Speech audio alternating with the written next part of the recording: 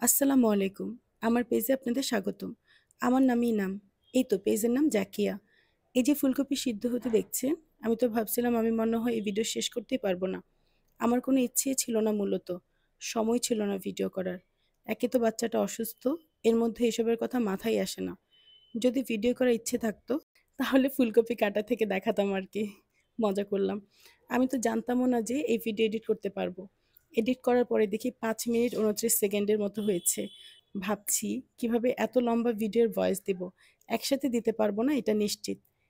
একবারও এই ফুলকপির চপ আমি বানাতে পারবো না, এটাও নিশ্চিত। ফুলকপি কাটতে কাটতেই এতবার উঠেছি বাচ্চাকে কোলে নিতে, বলার অপেক্ষা রাখে না। এবার আসি সেদিনের কথায়। সে সকালবেলা উঠেছি মারাত্মক অসুস্থতা নিয়ে। মাসখানেক হলো আম্মা চলে গেছে। একা হাতে সামলানো সব। তবে জামাইয়ের অনেক সাপোর্ট থাকার কারণে সামলে যাচ্ছি। রাগ হলে বাচ্চার দিকে তাকাই, রাগ চলে যায়। সকালে উঠেই জামাইকে বললাম, শরীরটা ভালো না, ছুটি নেওয়া সম্ভব কিনা। বললাম অফিসের কথা বলছি। বলল সিক লিভ নিতে। ও মা নেওয়ার সাথে সাথে থেকে শুরু করে রাত ৯টা পর্যন্ত টেবিলে বসে ল্যাপটপে কাজ করলো। বললাম, হুদাই ছুটি নিলেন কেন? এর চেয়ে অফিসে গেলেই পারতেন। বললাম, ফাঁকে ফাঁকে আমাকে হেল্প করেন। ফ্রিজে অনেক তরকারি। ভাবলাম সব আগে নামাই। এই যে আমি যদি সত্যিকারের কন্টেন্ট ক্রিয়েটর হতাম, তাহলে একদিনে সব সবজি কিভাবে রান্না করলাম, কেন করলাম সেটার ভিডিও বানাতাম। আমি কিন্তু এটা করি নাই। কিন্তু তা করার সময় কই? উঠে আগে বিছানার চাদর তুলে রেখেছিলাম ২ দিন আগে, সেগুলো ভিজিয়ে, ছেলের জামাকাপড় ভিজিয়ে সব সবজি নামালাম।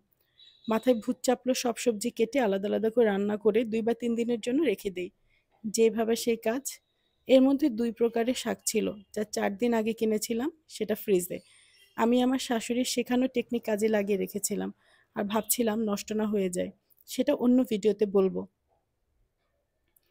এরপর শাক আগে কেটে বেছে রেখে সব সবজি কেটে আলাদা আলাদা করে নিলাম। এর মধ্যে কয়েকশো বার উঠছি ছেলেকে কোলে নিতে। এরপর ফুলকপি দেখে মাথায় ভূত চাপলো চপ বানাবো। জানি যে আজকে বানাতে পারবো না, তাও কেটে নিলাম ছোট ছোট করে। এরপর সব রান্নাঘরে রেখে গেলাম ঘর মুছতে। মুছতে মুছতে মফ গেল ভেঙে। এরপর হুট করে মনে হলো নাস্তা করি নাই। আরেকজন তো কাজে ব্যস্ত। দৌড়ে কফি বিস্কুট আর ফলমূল দিয়ে নাস্তা সেরে থালাবাটি ধোয়াতে লেগে গেলাম। শেষ করে ২ চুলায় তরকারি বসিয়ে কাপড় ধুচ্ছি আর ফাঁকে ফাঁকে তরকারি নেড়ে যাচ্ছি। সব ধোয়া শেষ করে কাপড়-চোপড় রোদে দিয়ে বাকি তরকারিগুলো চুলায় বসালাম। মনে পড়ল ২ দিন আগে মুরগি এনেছিল, কাটা হয়নি। সেই মুরগি আবার কেটে পুরোটা রান্না বসিয়ে দিছি। এক বাটি কষিয়ে তুলে রাখবো আর বাকিটা দুপুরে রাতের জন্য। আর এদিকে বাচ্চার প্যাঁ প্যাঁ তো আছেই। শেষ করে রান্নাঘর মোছার পরে এই ফুলকপির দিকে চোখ পড়ল। আর এনার্জি ছিল না ভাজার। ভাবলাম খাওয়ার যখন নিয়ত করছি করি। ভাবলাম ভিডিও বানাই। পরে ভাবলাম এডিট করতে পারবো না। আবার ভয়েসও দিতে হবে। না বাবা, তার চেয়ে ভালো কথা পুরাটা কমপ্লিটও হবে না এই ভিডিও। তাই সাহস নিয়ে ফোন হাতে নিলাম। শুরুতে দেখবেন মসলা দেওয়ার সময় সময় নিচ্ছিলাম। ১ চামচ মসলা দেই আর ছেলের সাথে গল্প করি। এরপর ভাজার জন্য চুলায় দিলাম। কড়াইতে যে পানি রয়ে গেছে খেয়ালই ছিল না। তারপর দিলাম তেল ঢেলে, সেই তেল ছিটকে হাতে ফোস্কা পড়ে গেল। ফুলকপিগুলো চুলায় দিলাম আর ছেলের কান্না কোনোভাবেই থামানো যায় না। চুলা বন্ধ করে দিয়ে কোলে নিয়ে বসে আছি। আমার জামাই বলে, "কি করো?" বললাম, "ভিডিও শুরু করছিলাম।" বলে, "আজ এরা কাজ করো না।" আর এই জিনিস বানাইতেই বা কে বলছে? বললাম, "খাইতে তো মন চায়, সময় পায় না।" তাই বলে জিহ্বারে কষ্ট দিয়ে কী লাভ বলেন? বলে, "যে সময় এত ধৈর্য নিয়ে করবা, একটু রেস্ট নিলেই তো পারো।" এরপর আবার ছেলেকে শুইয়ে দিয়ে চুলায় এসে দিলাম চুলার আঁচ বাড়িয়ে। এরপর যখন এত সুন্দর একটা রং হলো, মনটাই না ভরে গেল দেখে। ভাজা শেষ করে একটু ঢং করে ভিডিও করতে গেলাম। ভিডিও করা শেষ। এরপর ভাত খেতে খেতে আসরের আজান। ৪ রকমের তরকারি, ২ টা শাক, মুরগি রান্না, ভাত, এরপর চপ বানানো। এরপর প্লেটে ভাত, চপ, মুরগি, শাক নিয়ে একটা ভিডিও বানিয়ে প্লেট সাজাচ্ছিলাম জামাইয়ের জন্য। আমাকে বলে, "এই প্লেট কার?" বললাম, "কারো না, আপনি নেন এটা।" বলে, "তুমি নাও।" আমি বললাম, "আরে ধুর! এটা তো ভিডিও করার জন্য সাজাইছিলাম।" এরপর একটা বাটিতে ভাত, তরকারি নিয়ে চামচ দিয়ে খাচ্ছিলাম।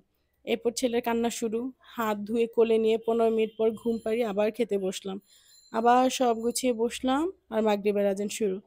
বললাম, "আমার শরীরটা আর চলতেছে না।" অথচ দেখেন আমি সারাদিন একটুও সময় পাই নাই আজকে। অথচ আমি কিন্তু অসুস্থ।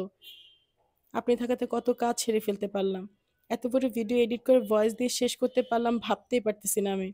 প্রতিদিনের যদি ডেইলি ভ্লগ বানাতাম, জীবনে নানা ঘটনা, ছোট ছোট গল্প উঠে আসতো। কিন্তু ওই যে সময় কই বলেন তো? আমার তো দিনকাল এভাবেই যাচ্ছে। আপনার কিভাবে যাচ্ছে?